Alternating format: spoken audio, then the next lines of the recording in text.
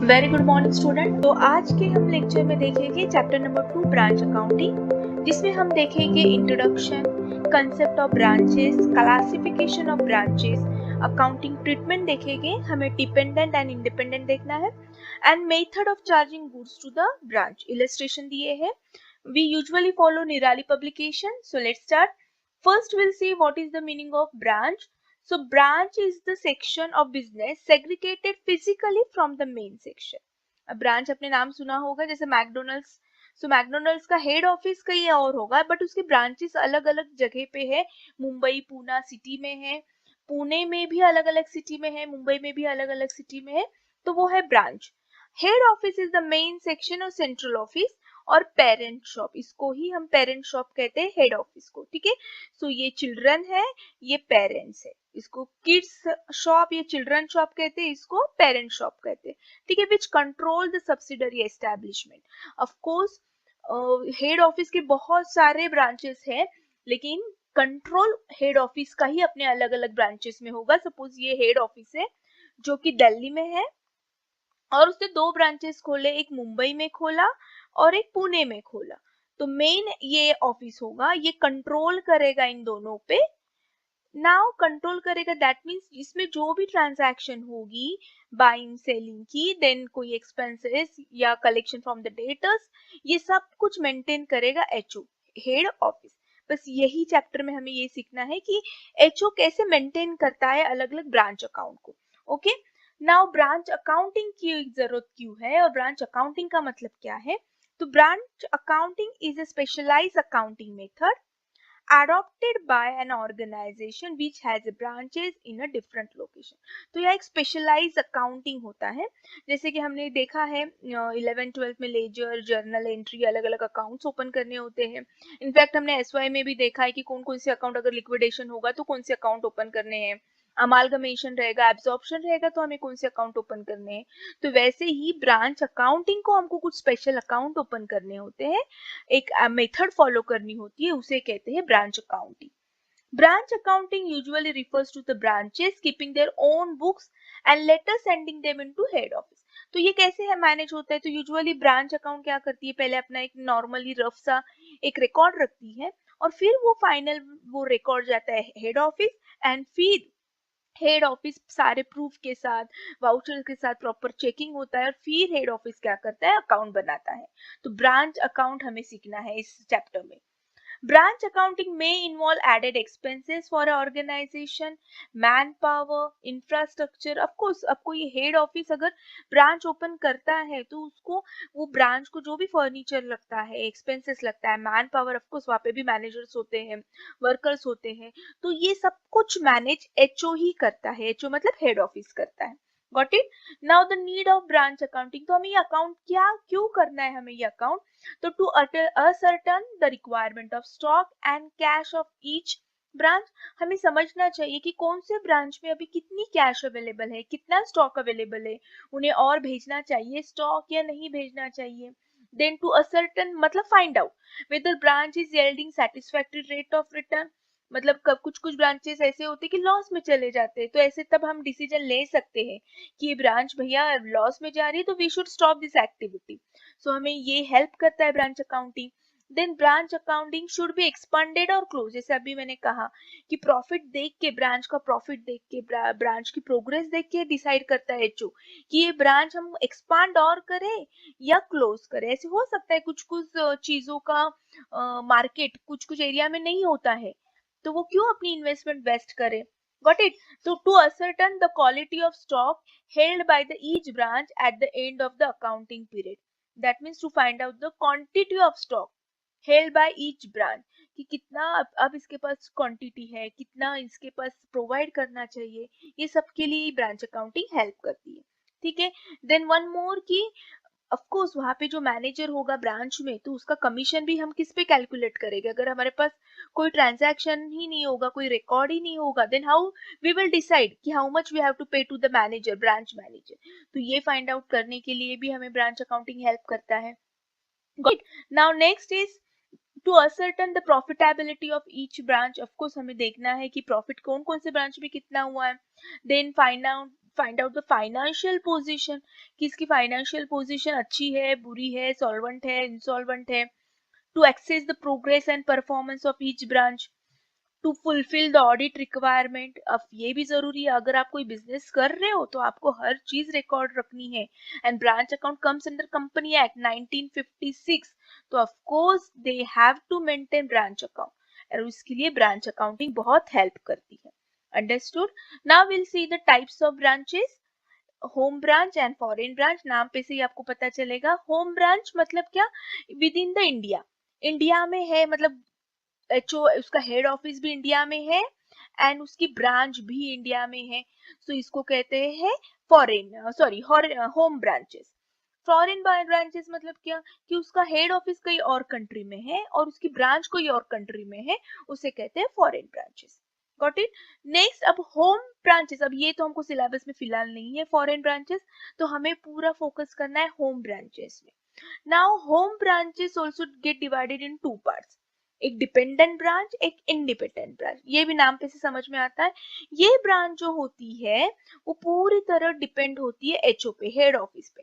Head office जो भी finish good उनके पास भेजेगा सेल करने के लिए, वही वही वो सिर्फ सेल कर सकते हैं. फिर एक्सपेंसेस जो होगा वो सब हेड ऑफिस करता है. Got it. जो वर्कर की सैलरी होगी, मैनेजर की सैलरी होगी, कमीशन होगा, सब कुछ control by the head office. ये पूरे की पूरा डिपेंड होता है एचओ पे. So that is why this is known as a dependent branch. Independent branch क्या होती है, ये ब्रांच कोई और प्रोडक्ट भी अपने दुकान में रख सकता है सेल करने के लिए, नॉट नेसेसरी कि सिर्फ वही प्रोडक्ट होना चाहिए. फॉर एग्जाम्पल देखो, पतंजलि, पतंजलि जो है it's totally dependent branch. Patanjali के ही प्रोडक्ट वो रखता है. मेन ऑफिस उसका जहाँ पे भी यूपी में जहाँ पे रहेगा पतंजलि का, वो पतंजलि ब्रांचेस मुंबई, पुणे, नासिक में रहेंगे, तो वो सिर्फ पतंजलि के प्रोडक्ट रखेगी. उसका जो भी खर्चा होगा पतंजलि का जहाँ हेड ऑफिस है वो कंट्रोल करेगा. लेकिन यहाँ पे कुछ कुछ ब्रांचेस ऐसे रहती है कि वो ऑफकोर्स हेड ऑफिस की तो मटेरियल रखती है सेल करने के लिए, प्रोडक्ट रखती है, बट अपार्ट फ्रॉम दैट वो अपने भी प्रोडक्ट यहाँ पे रख सकती है, डिस्प्ले कर सकती है. यहाँ पे कोई भी उसको अपोज नहीं करेगा. Got it. तो इसे कहते हैं इंडिपेंडेंट ब्रांच. सो हम मोस्ट प्रोबेबली डिपेंडेंट ब्रांच का अकाउंटिंग देखने वाले हैं. नाउ अब अकाउंटिंग मेथड. अब जैसे मैंने कहा कुछ ब्रांचेस छोटे होते हैं, कुछ ब्रांचेस बड़े होते हैं. What it. कुछ बार ब्रांचेस का लार्ज स्केल पे टर्नओवर होता है, कुछ ब्रांचेस छोटी होती है, स्मॉल टर्नओवर होता है. तो वहां पे हमें सर्टेन अकाउंटिंग मेथड फॉलो करने होते हैं. ठीक है. तो अब कौन कौन से मेथड है, तो सबसे पहला है debtors method, then stock and debtors method, then branch trading and profit and loss, and then wholesale branch method. ठीक है. सो एग्जाम में इसमें से कोई भी मेथड आपको पूछ सकते हैं, तो आपको अच्छे से समझना है कि कौन से मेथड में हमें कौन कौन से अकाउंट ओपन करने हैं. ठीक है. So first will see debtors method. अब ये डेटर्स मेथड मतलब क्या है, तो ये fill in the blanks objective के लिए याद रखो. Debtors method known as a synthetic method. That means ये बहुत सिंपल मेथड होती है, एनालिटिकल नहीं होती है. Usually adopted when the branch is small, जहाँ पे ज्यादा खर्चा करने मतलब खर्चा होता नहीं है, जहाँ पे लार्ज स्केल नहीं है, टर्नओवर स्मॉल है, ज्यादा वहाँ पे कैपिटल हमने इन्वेस्ट नहीं किया है, वो ब्रांच क्या करती है, डेटर्स मेथड अप्लाई करती है. Under this method head office maintain separate branch account for the each branch. हर एक, सपोज फॉर एग्जांपल ये हेड ऑफिस है, उसके ब्रांचेस है Poona, then Mumbai, then Nashik, suppose ऐसे है, तो पूना ब्रांच अलग अकाउंट ओपन करेगा हेड ऑफिस, मुंबई ब्रांच का अलग अकाउंट ओपन करेगा, एंड नासिक ब्रांच का अलग ब्रांच ओपन करेगा. मतलब ये हेड ऑफिस 3 अकाउंट्स मेंटेन करेगा. Got it. Now we'll see the next. Under this method, the head office maintains separate branch account for each branch. ठीक है. So under this method, head office क्या करता है, separate branch account रखता है. Now next, branch account is a nominal nature. ये आपको बहुत अच्छे से याद रखना है, because जब हम अकाउंट ओपन करेंगे ब्रांच अकाउंट, तो ये रूल अप्लाई करना है हमें नॉमिनल अकाउंट का. Debit all expenses and losses, credit all income and gain. तो ये अच्छे से याद रखो, branch is a nominal nature. Under this branch account is open for a branch. तो मेन अगर उन्होंने पूछा कि open the account under debtors method, तो मेन हमें ओपन करना है branch account, but that doesn't mean कि सिर्फ ब्रांच अकाउंट ही ओपन करना है, हमें कुछ मेमोरेंडम अकाउंट्स ओपन करने होते हैं। Now what is the meaning of memorandum account? Memorandum account मतलब जो इससे रिलेटेड है, कुछ कुछ इन्फॉर्मेशन हमें लगने वाली है ब्रांच अकाउंट में लिखने के लिए, तो वो इन्फॉर्मेशन हमें कहाँ से मिलेगी? तो कुछ कुछ छोटे छोटे अकाउंट हमें ओपन करने होंगे। फॉर एग्जाम्पल यूजुअली हमें यहाँ पे ब्रांच अकाउंट के साथ हमें पेटी कैश अकाउंट बहुत बार ओपन करना होता है, क्योंकि इसका ओपनिंग एंड क्लोजिंग बैलेंस कभी कभी हमें फाइंड आउट करना होता है। ओपनिंग दिया जाता है क्वेश्चन में, बट समटाइम क्लोजिंग अकाउंट नहीं देते हैं, तो हमें फाइंड आउट करना होता है क्लोजिंग। सो ये क्लोजिंग कैसे फाइंड आउट करोगे? जब हम पेटी कैश अकाउंट ओपन करोगे। फिर हमको कभी कभी डेटर्स अकाउंट भी ओपन करना पड़ता है, सेम कि डेटर्स का भी ओपनिंग दिया है लेकिन क्लोजिंग नहीं दिया है, या समटाइम कलेक्शन फ्रॉम डेटर्स नहीं दिया है, या समटाइम्स क्रेडिट सेल नहीं दिया है, तो ये इंफॉर्मेशन मिसिंग है। और जब तक ये इंफॉर्मेशन मिसिंग है तब तक हम ये ब्रांच अकाउंट कंप्लीट नहीं कर सकते, हम इसको क्लोज ही नहीं कर सकते। तो ये इंफॉर्मेशन हमें मस्ट है। ये इंफॉर्मेशन हमें कब मिलेगी? जब हम डेटर्स अकाउंट ओपन करेंगे, तो इसे कहते हैं मेमोरेंडम अकाउंट। सो कुछ कुछ छोटे छोटे अकाउंट्स हमें कभी कभी बनाने पड़ेंगे, उसे कहते हैं मेमोरेंडम, लेकिन मेन आपका अकाउंट होगा branch account. Understood? Don't worry, जब मैं प्रैक्टिकल प्रॉब्लम समझाऊंगी तो आपको ये फिर से एक बार रिमाइंडर दे दूंगी। ओके, चलो now next, all transaction related to branch are recorded in this account. The branch account is prepared in a such a way that it disclose the profit and loss of the branch. ठीक है, तो इस तरीके से हमें बनाना है ये branch account, जो हमें सीधा बताए कि भैया इस ब्रांच का प्रॉफिट हुआ है या लॉस हुआ है। अगर प्रॉफिट हुआ है तो कितना हुआ है, अगर लॉस हुआ है तो कितना हुआ है। तो आई होप आपको पहली मेथड समझी होगी, debtors method.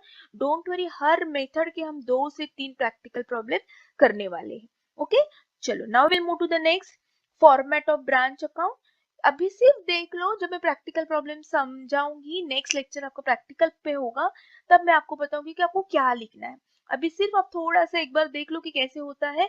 Particular debit credit होता है यहाँ पे, सेम लेजर जैसे ब्रांच अकाउंट होता है डेबिट। ठीक है, तो यहाँ पे हमें हमेशा ओपनिंग असेट से स्टार्ट करना होता है। देखो उन लोग ये सब देंगे आपको कौन कौन से ओपनिंग असेट है। अगर ओपनिंग हम यहाँ पे लिखेंगे तो क्लोजिंग असेट का हम क्रेडिट में लिखेंगे, ये क्लोजिंग है असेट का। अंडरस्टूड? सो देखो यहाँ पे जितने 1 2 3 4 5, अगर 5 ओपनिंग है तो कंपलसरी हमारे 1 2 3 4 5 क्लोजिंग असेट आनी चाहिए। सो ओपनिंग की एंट्री हमेशा डेबिट से, because debit asset show debit balance, ये 11th-12th में हमने बेसिक सीखा है। ठीक है, so asset always opening start with the debit and closing end with the credit. अगर असेट का ओपनिंग अगर हम डेबिट में है तो लायबिलिटी का ओपनिंग हमेशा क्रेडिट से होता है। ठीक है, सो ये लायबिलिटी का ओपनिंग है, तो सिंपल है, liabilities balance always start with the credit.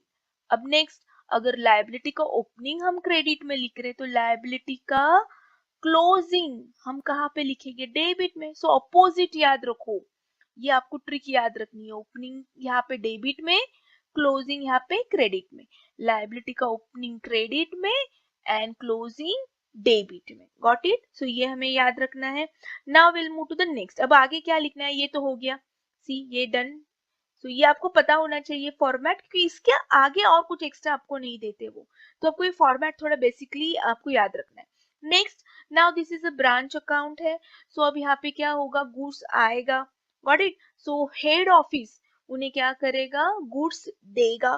So goods comes in, सो यहाँ पे हम लिखेंगे goods send to the branch, उसको ही कहते हैं goods send by the HU, या उसको ही कहते हैं goods send by other branch. ठीक है, तीनों में से कुछ भी आ जाए आपको डेबिट में ही लिखना है गुड्स कम से।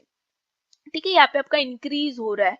Got it? So goods send by the head office, इसका ही मतलब goods send to the branch, head office ने ही भेजा है ना ब्रांच को, तो कोई भी वर्ड आने दो क्वेश्चन में जाएगा डेबिट में। नाउ अगर गुड्स ब्रांच में आता है कम्स इन, तो वो डेबिट में आता है। लेकिन अगर कुछ सपोज ब्रांच में तो गुड्स आ गया लेकिन उसमें कुछ खराबी निकली, कुछ डिफेक्ट निकला, तो ब्रांच ने वापस किया वो एचओ को। सो अगर यहाँ पे रिसीव है तो यहाँ पे गिव होना चाहिए ना, तो गुड्स सेंड या रिटर्न बाय द ब्रांच, ये आएगा क्रेडिट में। ठीक है।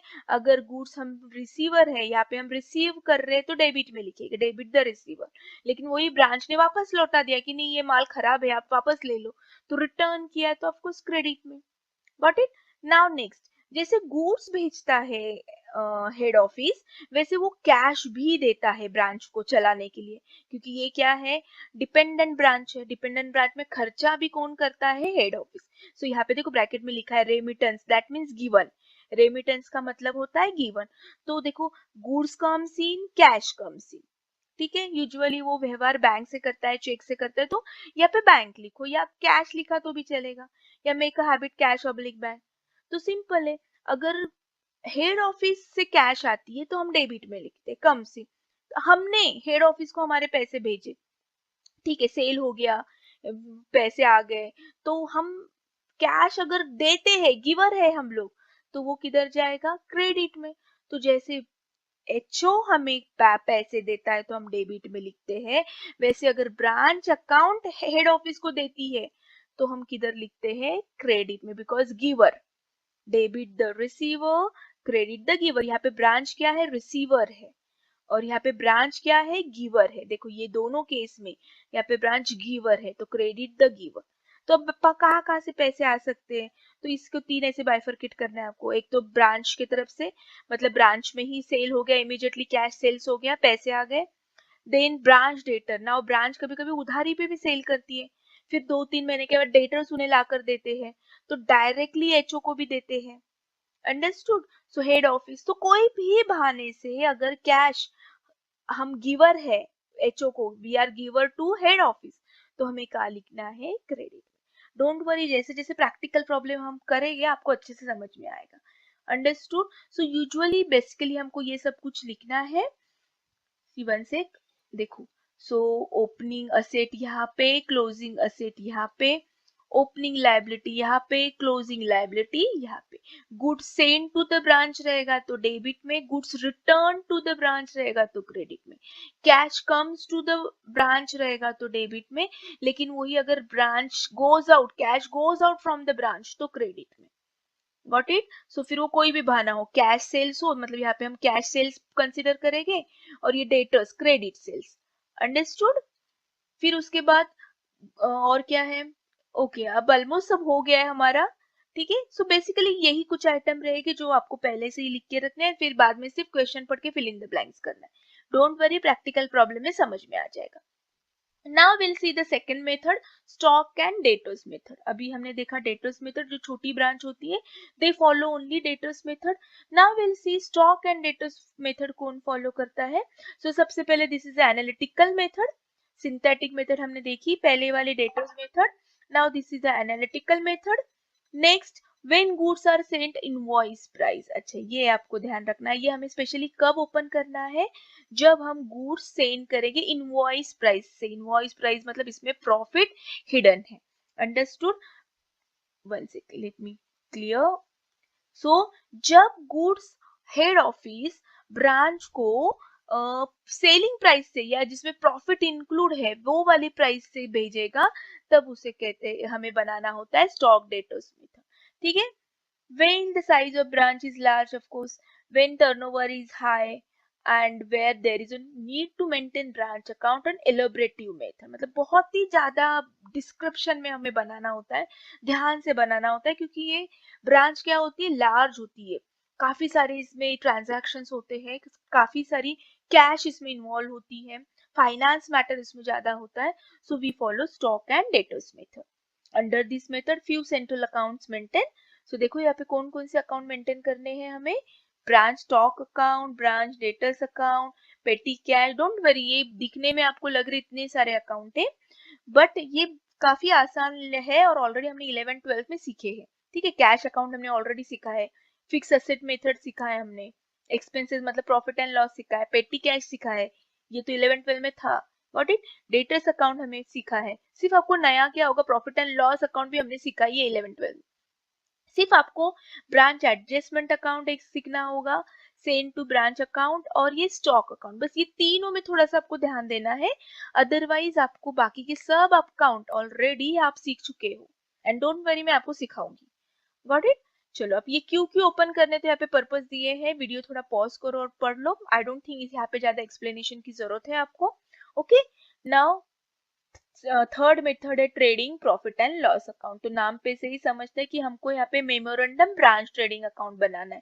Now why it is word use as a memorandum, तो यहाँ पे देखो ये फाइनल अकाउंट नहीं है जो हम टैक्स ऑडिट के वक्त वगैरह जो सबमिट करते हैं ना, वो वाला नहीं है। ये तो सिर्फ ब्रांच से लिमिटेड है, पुणे ब्रांच, मुंबई ब्रांच, तो वो ब्रांच से limited trading account and profit and loss है। ये ओरिजिनल जो हम लोग सीखे हैं जिसपे टैक्स होता है, corporate company dividend general reserve करती, वो वाला ये नहीं है। ये सिंपल हर account, trading account profit and loss is limited to that branch account. Okay, the reason for preparing, of course क्यों हम करते हैं profit and loss, to find out the profit and loss. और जो चीजें हमने डेटा सिस्टम में miss की है वो हम यहाँ पे एक्चुअली फाइंड आउट करते। तो सबसे बेस्ट मेथड है trading and profit and loss account. And question university में कुछ भी आ सकता है, कौन से भी मेथड पे आ सकता है। अगर आपका लक अच्छा होगा तो डेटस मेथड पे आएगा, ठीक है। थोड़ा वास्ट क्वेश्चन होगा तो ट्रेडिंग प्रॉफिट एंड लॉस में होगा। तो आई होप आपको समझ में आ गया है। सो देखो ये ब्रांच अकाउंट इस तरीके से हमें ओपन करना है, डेबिट एंड क्रेडिट। सो ये ऑलरेडी मैंने किया है, आपको एक्सप्लेन किया है कि कैसे करना है। फिर एक बार 2 मिनट में मैं आपको रिव्यू देती हूँ। सो ऐसे अकाउंट ओपन करने के बाद आपको क्या करना है, यहाँ पे डेबिट असेट, यहाँ पे जो जो असेट दोगे, नॉट नेसेसरी कि हर टाइम ये सभी देंगे, हो सकता है some time they will give only stock and debtors and paid ticket, तो ये लिखने की जरूरत नहीं है। तो देखना है, क्वेश्चन पढ़ना है कौन सा असेट दिया है। अगर ये 3 असेट दिए तो ऑफकोर्स उनके क्लोजिंग भी 3 होने ही चाहिए। Understood. Now liability begins with the credit side opening and and with the debit side. देखो, तो जितनी लाइबिलिटी ओपनिंग है उतनी ही लाइबिलिटी क्लोजिंग होनी ही चाहिए, तो ये आपको चेक अच्छे से करना है। उसके बाद मैंने आपको बताया goods send to the branch अगर डेबिट में है, बिकॉज यहाँ पे गुड्स गुड्स आ रहा है। लेकिन अगर ये गुड्स भेजा और उसके बाद कुछ डिफेक्ट आया तो हम वापस भी कर सकते, तो हम कर सकते हैं या डेटर्स कस्टमर कर सकते हैं, लेकिन गुड्स रिटर्न करना है अगर डिफेक्ट रहेगा तो। बैंक यहाँ पे अगर अगेन कम्स इन, यहाँ पे हमें एचओ ने क्या दिया है, पैसे दिए खर्च करने के लिए, तो कम्स इन तो डेबिट में। लेकिन वही हम अगर हम मतलब ब्रांच अगर वापस करती है पैसे, क्यों वापस करेगी, तो अगर उसका कैश सेल्स हुआ या डेटर्स ने उनको पैसे लाके दिए, कलेक्शन फ्रॉम द डेटर्स, या डेटर्स ने डायरेक्टली एचओ को भेजा, ये तीनों रीजन होने दो, but cash goes out. So debit comes in, credit goes out, ठीक है। तो ये याद रखना है। तो इस तरीके से हमें बेसिक बनाना है। एंड फाइनली हम जो हेवी साइड होगी, अगर क्रेडिट साइड हेवी होगी तो हमें प्रॉफिट मिलेगा, अगर डेबिट साइड हेवी होगी तो हमें लॉस मिलेगा। अंडरस्टूड। आई होप आपको समझ में आया है। नेक्स्ट लेक्चर हम प्रैक्टिकल लेकर आएंगे। So thank you so much, have a nice day, bye bye.